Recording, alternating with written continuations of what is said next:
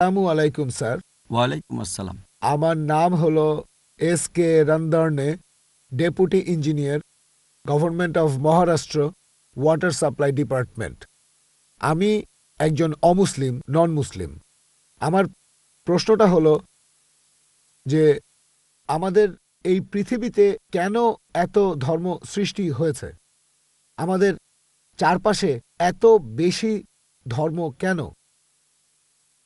এখানে একটা সেন্টেন্স লেখা আছে পিস টিভি লোগোর নিচে, যে পিস টিভি মানবতার সমাধান।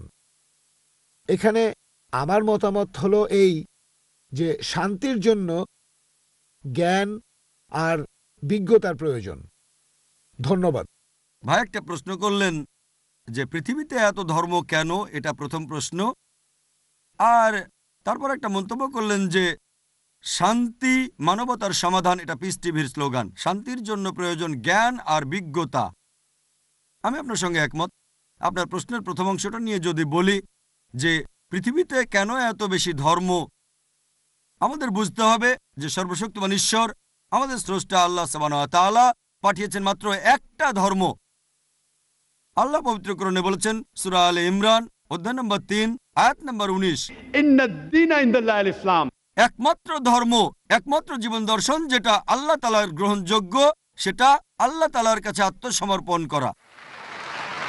আল্লাহ তাআলা মাত্র একটা ধর্মই পাঠিয়েছেন। আর যত নবী রাসূল পৃথিবীতে এসেছেন, যেমন ধরেন আদম, ইব্রাহিম, মুসা, ঈসা, মুহাম্মদ, ওনারা সবাই শান্তিতে থাকুন। তারা মানুষকে একটা শিক্ষায় দিয়েছেন, আল্লাহর কাছে আত্মসমর্পণ করা। এখন আরবি ভাষায় যদি কেউ আল্লাহ তাআলার কাছে আত্মসমর্পণ করে তাহলে তাকে বলা হয় মুসলিম। আর ইসলাম, এই আরবি শব্দটার মূল আরবি শব্দটা হচ্ছে সালাম, যার মানে শান্তি।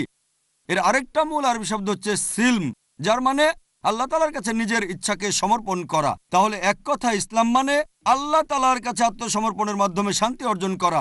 তাহলে আমাদের স্রষ্টা আল্লাহ তাআলা পাঠিয়েছেন মাত্র একটাই ধর্ম। তবে সময় বদলানোর সাথে সাথে ধর্মগ্রন্থগুলোও বদলে গেছে, বিকৃত হয়ে গেছে, নতুন জিনিস ঢুকেছে। আর এই ধর্মগ্রন্থ বদলানোর ব্যাপারে আল্লাহ পবিত্র কোরআনে বলেছেন সূরা বাকারা অধ্যায় নম্বর 2 আয়াত নম্বর 79, ফাওয়াইলুল লিল্লাযীনা ইয়াকতুবুনাল কিতাবা বিআইদিহিম সুম্মা ইয়াকুলুনা হাযা মিন ইনদিল্লাহ লিয়াশতারু বিহি সামনান কালিলা ফাওয়াইলুল লাহুম মিম্মা কাতাবাত আইদিহিম ওয়াইলুল লাহুম মিম্মা ইয়াকসিবুন। দুর্ভোগ তাদের যারা নিজ হাতে কিতাব রচনা করে আর বলে এটা আল্লাহর নিকট হতে। তারা এটা বলে তুচ্ছ মূল্য প্রাপ্তির জন্য। তাদের রচনার জন্য শাস্তি তাদের, যা উপার্জন করে সেজন্য শাস্তি তাদের। আল্লাহ তাআলা পাঠিয়েছেন অনেক আসমানি কিতাব, অনেক ইনস্ট্রাকশন ম্যানুয়াল।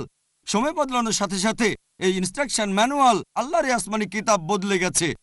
যখন কোনো কিতাব বিকৃত হয়ে গেছে, আল্লাহ নতুন রাসূল পাঠিয়েছেন আর নতুন কিতাব।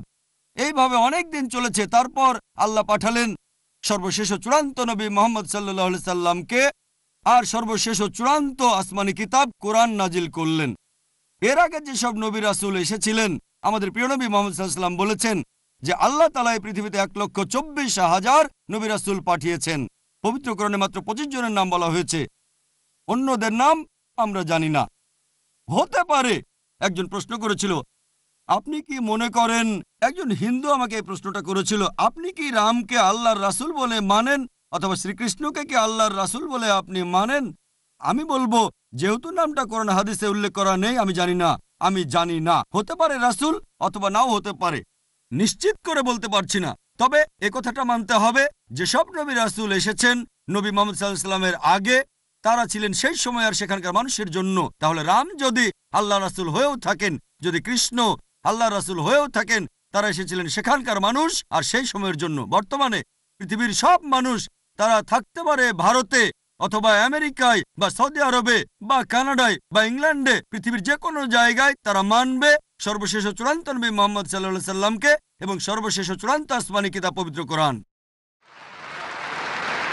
আল্লাহ আমাদের কথা দিয়েছেন সূরা হিজর অধ্যায় নম্বর 15 আয়াত নম্বর 9, যে আমি কোরআন অবতীর্ণ করেছি, সেটা আমি সংরক্ষণ করব। তাহলে আল্লাহ তাআলা পাঠিয়েছেন মাত্র একটা ধর্ম, সেটা হচ্ছে আল্লাহ তাআলার কাছে আত্মসমর্পণ করা।